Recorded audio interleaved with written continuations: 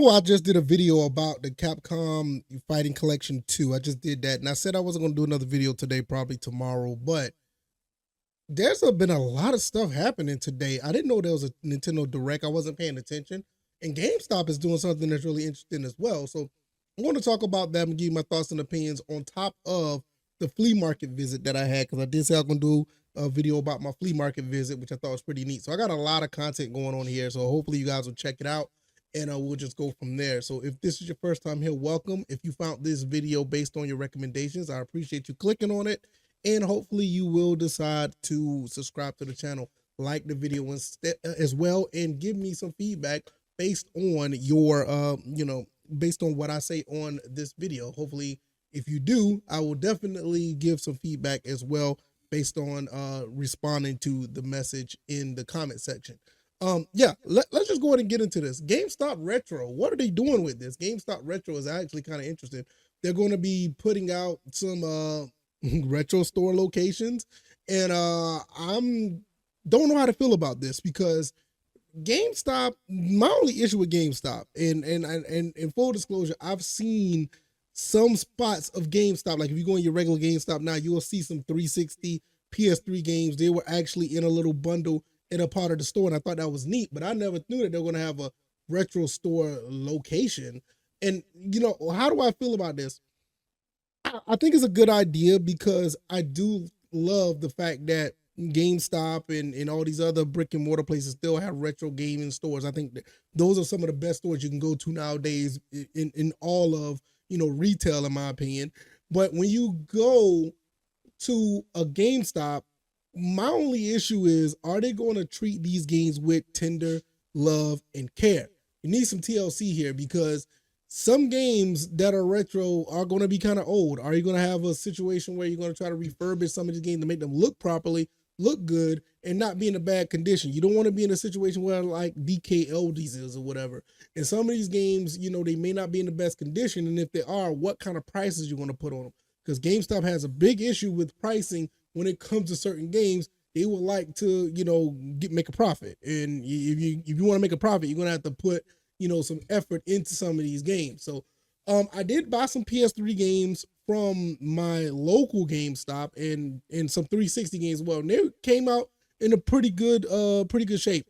I think a couple of pickups I did a while back. I think I did disclose that I got them from a GameStop. I think I got like Rage and I got The Witcher 2. It's a couple other games I did in my pickups video, not the recent one, but a while back, that I actually picked up some games, and they actually looked pretty good. They weren't bad. So hopefully they will, have this up to par, because what they're showing, they're talking about NES, Super Nintendo, Game Boy Advance, regular Game Boy, N64, Nintendo DS, Wii U, GameCube, Xbox 360, PS1, 2, and 3, Dreamcast, Saturn.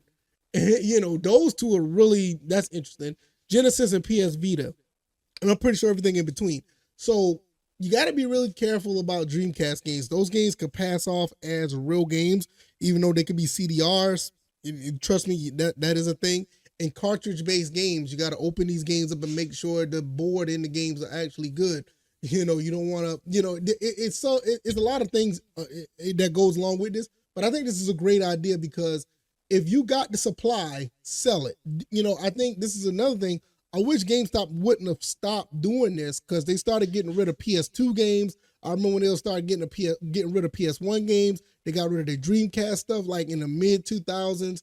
And it was like, why are you guys doing this? I understand the PS3 and the 360 and the Wii is out, but you can't fill your whole store with just those three consoles. You still got these other ones that can actually make it, your clientele more diverse and clientele more engaged. And I think they see that 20 years later. But either way, I think it's a really good thing. I'm actually interested to see how this goes. I'm looking in my area because you can go on the website and click and see, which I'll put the link down in the description. You could check within your zip code, and within 100-mile radius, I got 1, 2, 3. I got 3 within 100-mile radius. Anything inside of that radius, I don't really have a store. So I think I got like one in a 50-mile radius. It's like 30 miles away. So the closest store is like 36 miles away. So I'll have to go out of my way to go to one of these stores if I do it. Is it worth it? I don't know. I got 1, 2, 3 retro game stores in my area now that's within 15 miles. Maybe one day I'm bored. I may just take that trip down to one of these, and I'll give you my thoughts and opinions on what I found. So that might be a pretty good trip to do this weekend. I'll think about that. We'll see how that goes. All right, let's get into my flea market. Well, matter of fact, since we're still on the retro thing, I'll get to the flea market visit last because I think it's a pretty cool story. But let's talk about the Castlevania Dominus. I'm sorry, I keep saying Dominion.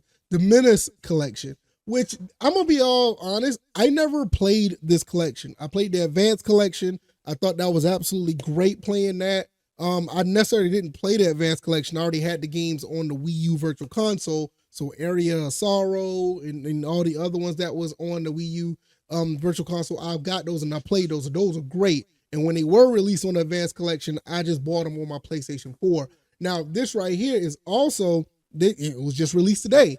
And I don't know much about these. I never had a Nintendo DS, but I saw the trailer and I'm absolutely, I'm absolutely interested in this and I'm going to get it. These were DS games, The Dawn of Sorrow, Portrait of Ruin, Order of Ecclesia. I think I said that right. And it also has the 1988 arcade game Haunted Castle. I remember that game a while back when I was young. But so I'm definitely going to buy this. You can get it on PS5, you can get it on Xbox, you can get it on Steam or Nintendo Switch. I may just go ahead and pick this up for my Switch and I'll play it on the Switch Lite. I think it's only like $24. This is pretty cool. I may just go ahead and get it on this and I might double dip and get it on my PlayStation because I do like playing Castlevania games on those platforms as far as like the PlayStation, so I may just double dip and get that like I double dipped for the advanced collection as well. So I think this is really cool. I mean, the entire Nintendo Direct was actually pretty neat. Now I don't want to do a whole video on that because, I know a lot of other people are doing it. So I just want to keep it just to this and the Capcom Fighting Collection 2 and Marvel vs. Capcom Collection has a release date, which is September 12th. I'm absolutely going to go ahead and buy that as well. So it's just a great time for gaming, y'all. It's really, really cool. And I think it's really neat that things are playing out this way. I mean, I'm really interested and that's pretty dope. Not much love for the current games, but a lot of retro stuff is going on in throwback, especially in Nintendo Direct. Was a lot of that too. Finally, last but not least, let's talk about my flea market visit. Well, the last video I did, which was pickups number 40, where I did talk about, actually going to a flea market at the end of that video. And I said I was going to do that. And I did. And I had a great time. Me and my son went. It was his first time actually understanding going to a flea market and buying things. As he's 5 years old now, so he didn't really understand beforehand. But he enjoyed the visit and he enjoyed seeing different things that people are selling. And it was only one person, which I'm actually, not really surprised because nowadays not too many people are selling games at the flea market like they used to. But it was just one guy selling video games. We finally got to that one booth and the guy was just absolutely great. It just reminded me of the old times where he was, so friendly and he was so open with the games that he had and actually gave me a pretty good deal on the games. I'm going to show you the games that I got. But it took me back into a time where there was a guy who was not necessarily trying to get your money. He wasn't trying to sell you on a dream. He was actually knowledgeable of the games that he had. And we had a great conversation about the games that he had and some things that I learned because I picked up a series that I wasn't really interested in, but he convinced me to pick up this series. And it was just a great experience because nowadays, even when you go to some of these brick and mortar stores, you don't have too many people that are actually, knowledgeable. And if they are knowledgeable, they have like this, and it's not all stores, especially the ones that are locally owned or like, you could tell they're a mom and pop store. A lot of these stores, though, unfortunately, they have like this smug attitude when it comes to trying to sell you stuff and they think they know more than you because you're just a customer to them. But he took it upon himself to actually learn from me, just like I learned from him about certain things. And I bought a few games that I actually, actually was interested in that I thought I wasn't going to be. But before I get into these games, I want to talk about a game that I did pick up back on the PS3 collection that I had I talked about the PS3 games that I picked up.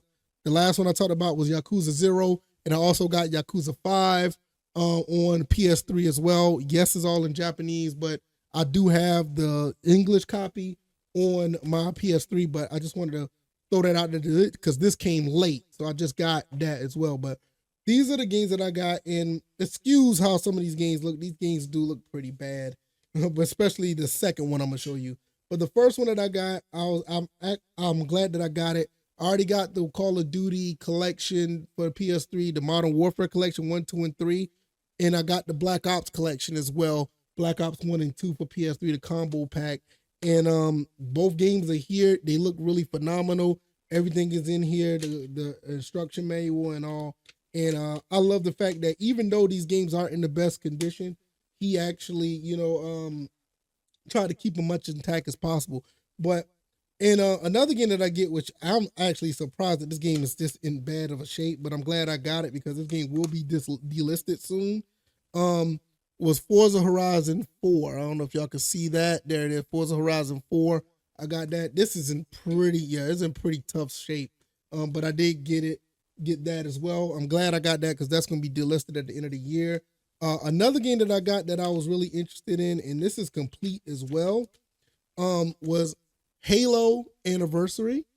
And Halo Anniversary, even though I got Halo 1 on Xbox, original Xbox, the Anniversary is kind of like a remaster before the Master Chief Collection. So I'm glad I got this one as well. So I like playing the first Halo. I can complete this game like 20, 30 times. So I'm glad I'm able to get that. Now, these three games that I got were games that I did not think I was be interested in. But like I said, when you have a person that's there that's actually knowledgeable of games, and he actually, will walk you through certain games and why you would find them interesting, he did a really good job, not only just talking to me, but talking to my son as well, as far as getting these games and learning, finding a way to learn about these games. And was just, it's hard to explain when somebody just absolutely just open and friendly with you and just want to have a pure conversation about video games. And they feel like they have a passion for the games as well that they're selling, not necessarily just trying to, hey, I think this is good, you should get that. Hey, you should get this, you get that. Or they're trying to upsell you something, or they'll just try to do anything just to get your money. He was like really knowledgeable about this series, and I'm glad I picked it up. This is all three of the Fable games, Fable Anniversary, Fable 2, and Fable 3. So I got all three of these, and I am going to go through this series because he kind of convinced me to do so. Because I was like, okay, I'm gonna try it, and he was just telling me everything about the RPG and how good it is and what he liked about it and what things I may encounter or whatever. But I just thought the entire experience was cool. Now, for all of these games, which was 1, 2, 3, 4, 5, 6, 7 games, because this one is 2 games in one, so 7 games. He charged me less than $30 for all of these, and I thought this was really cool. He charged me less than $30 for all of these games. I think I walked away with all of these games for probably about, I think it was anywhere between $20, $25. And I just thought it was a great deal because nowadays, you go to the flea market, a lot of these people be just trying to get a profit from you. And I think, that's all they want. They want your money, and they're not really worried about, how you feel about said game. But he made it more welcoming. Like, I don't know what it was. Maybe that was his stick to get money from me. But when he charged me $25 for 6 games, I mean, you're basically getting them like $4 a piece. You really can't beat that. And for me, Forza Horizon 4, I mean, that alone, I mean, that game right there is well worth $4. And and then you get all 3 of the Fables, you get all of those, and the Black Ops 1 and 2, $4 for you see what I'm saying? It's like these games are like pretty cool, and I felt like this was the first time in a long time I actually walked into a situation when it's come to buy games, and I walked away more than satisfied because you're satisfied when you buy a game and the games are just basically, that's what it is. You're happy that you got said game. But the experience of having somebody conversate with you on the same level is like, he doesn't know if you know this much about video games, but he's willing to hear you out instead of having some of these people have these smug attitudes and try to tell you, oh, I know about this game and this, that, and third. Oh, I know about that. And you need to do this because of that. No, he actually was like having an open conversation about his experience and why he thought that somebody like me would like a game based on what I've told him, not somebody just trying to tell me exactly what they have in their inventory. I just thought that was really cool because I'm pretty sure most people who pick up retro games know what I'm talking about, and hopefully they can relate because that's it's hard to find that nowadays. Unless if you have a rapport with somebody, you go to a store and buy games from them all the time. Most of these guys feel like they're know-it-alls, and once I tell them exactly what I have in my room in my collection, they feel kind of intimidated. So it's kind of weird, but let me know what you guys think about all of this. The GameStop retro store, the flea market visit, the Castlevania games. I'm definitely going to try out those Castlevania games. I'm really excited about that because I never played them. Let me know what you guys think. I'm going to get up out of here. Thank you guys for making it this far. Like, share, subscribe, and I will see you guys on the next one. All right, y'all. I'm out. Peace.